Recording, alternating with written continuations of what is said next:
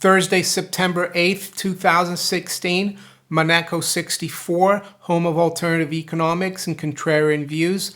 I like to talk about negative interest rates and also negative yields on government bonds, which are up to about $13 trillion now, and rising. Basically, I think negative interest rates and the negative yields are a symptom to a tug of war that the monetary authorities or central bankers and the politicians as well are having, against deflationary forces.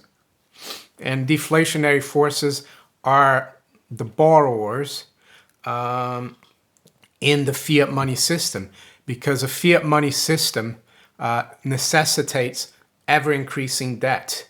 And we've gotten to a point where the debt, not only public but private debt, is so huge that people can't retire that debt. They can never pay it off. Up until 1971, we had a system that had an anchor, a monetary system that had gold as an anchor. Of course, they abused that system and they had to close the gold window in August of 1971. And for the first time in recorded history, we've had a system, monetary system with no anchor, a world monetary system. Prior to that, you had reserve currencies. And the reason why they were reserve currencies is because, they were countries that had the most gold reserves. They were the strongest economic powers. The US, Great Britain, you had Spain, Portugal. They all had a lot of real money backing their currency, and that's why they became reserve currency. But since 1971, the anchor's been pulled out, and the dollar has been basically, rudderless. And the bankers had problem in the beginning, the central bankers, up until 1980. They had a lot of problem keeping, the ship from sinking. We had consumer prices rising, economic stagnation, financial assets weren't going anywhere, commodities were going up, gold and silver were going up, and then Paul Volcker kind of righted the ship, and they've become, in the last 35 years, they've become too arrogant, and they think they can keep this system where money is basically debt, and it becomes endless. And the only way governments can pay off their debt is by actually they can't pay it off. So when debt comes due, they have to issue more debt, and they have to issue more than the prior time because there's interest on the debt. So, and it's the same thing for consumers. So because it's not only government debt that's gone up, it's consumer debt, corporate debt, and in the fiat money system, the money is the asset side, but the debt is the liability side. And the only way to create money to keep the economy growing is through more debt. The other thing that the fiat money system has done in the last 45 years is that it's allowed the welfare state to mushroom into such a huge part of the economy, that in most European and Western countries, government spending or, the public sector is more than 50% of the economy. And that's, crowding out the private sector. That's why we get no growth anymore. So I think the negative interest rates are basically a last-ditch effort for the central bankers to keep this system going.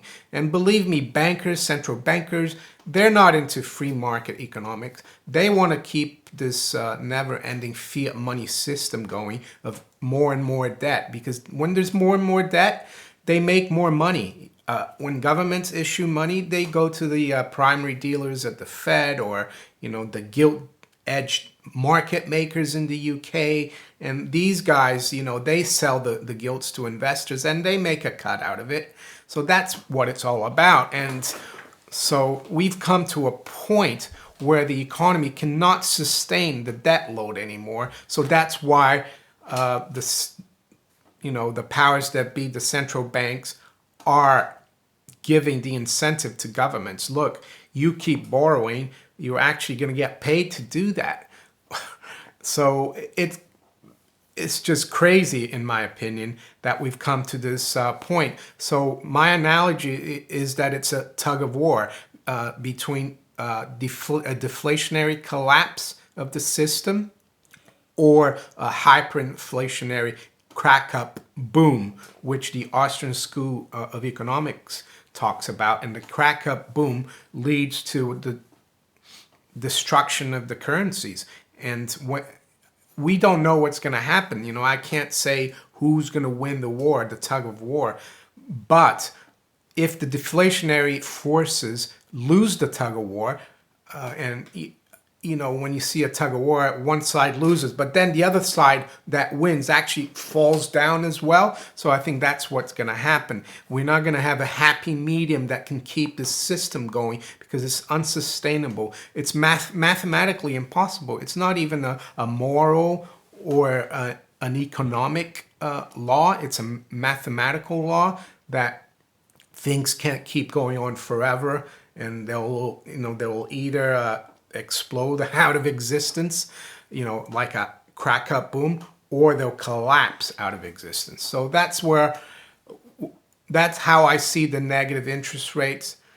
I can't really say when this war between the deflationary and inflationary forces are going to end.